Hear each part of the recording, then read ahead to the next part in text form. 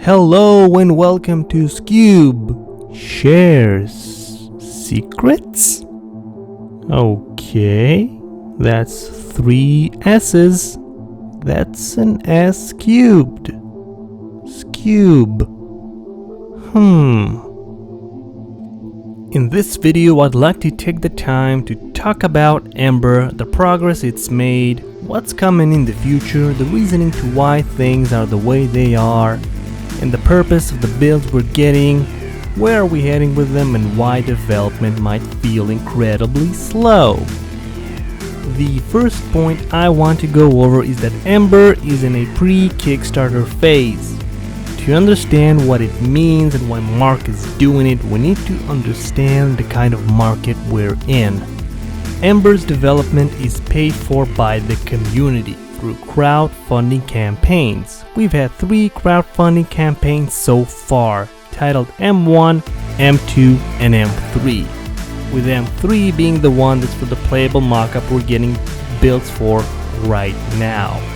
So, crowdfunding campaigns. Let's talk about that for a second. There are dozens, if not hundreds, of campaigns going on right now. Some of them for games, obviously. There's one major obstacle with crowdfunding a game, and I think we all know what it is. I'm of course talking about scams. I think we've all heard about a game crowdfunding campaign that turned out to be a scam. What I'm getting at is that there isn't a whole lot of trust in crowdfunding campaigns delivering on their promises. This is where M3's playable mockup comes into play. The purpose of the playable mockup is to serve as a proof of concept for the eventual Kickstarter. To show off one of the core features of Ember and to say something like, here we have this completely functioning piece of the game that's playable in multiplayer, because making a multiplayer game is much more difficult than making a single player game. We need funds to complete the game. And of course, that core feature being mining for resources using your thumper and defending it from an onslaught of Tsi-hu while it's drilling. The second thing I want to go over is the speed of development. Ember's dev team currently consists of 6 to 8 part-time developers, and part-time can mean any number of hours, we don't know, and 2 full-time developers, with those being Grumps and Nazul. As you can see, that's not a whole lot of people.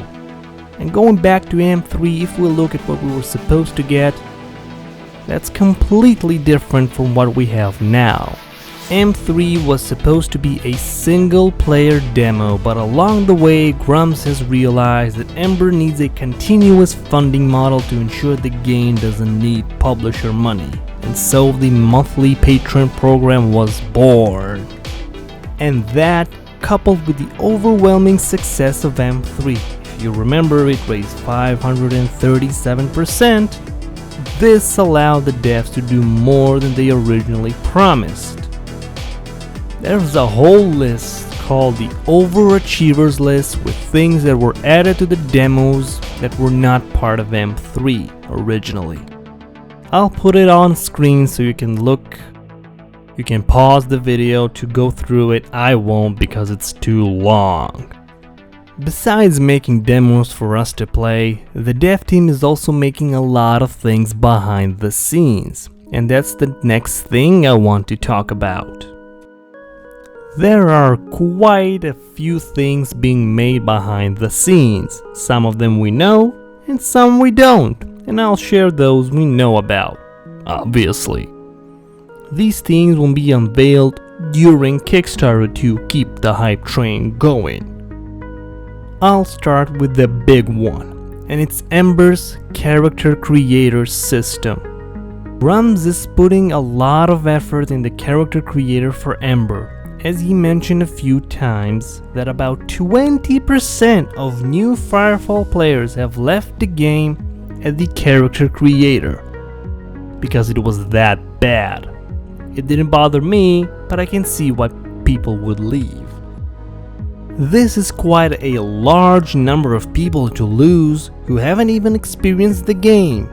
This is why Grumps and Dev Team are putting so much effort into character customization and promising lots of sliders so that you can make your character anything you'd like. Other things include new world assets. You know, we're not going to stay in this white box terrain forever. The new light and medium omniframes. If you recall, we got concept art for the new light, medium and heavy omniframe. So the light and medium are being developed and will be in the playable mockup. I'm also willing to bet the heavy is also being developed, even if at this point we haven't reached 1500 subs on the subscription program. Okay, next. New Tsi-hu models. We've seen those, I made a video about that, be sure to check it out. A cinematic movie to show off what the final game should look like, and of course, the Ember soundtrack composed by Michael Bross, the same guy who composed Firefall's soundtrack. Let's finish off by talking about what's coming after Kickstarter, if all goes well. Here they are in no particular order.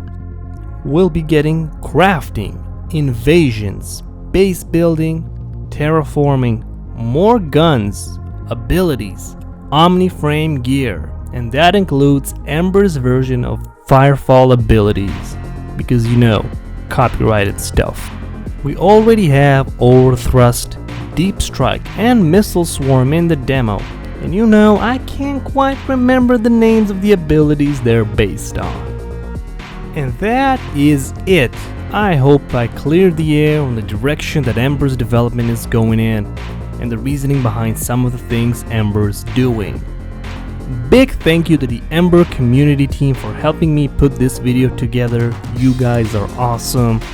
If you have any questions or anything you'd like to share, do leave it in the comments below.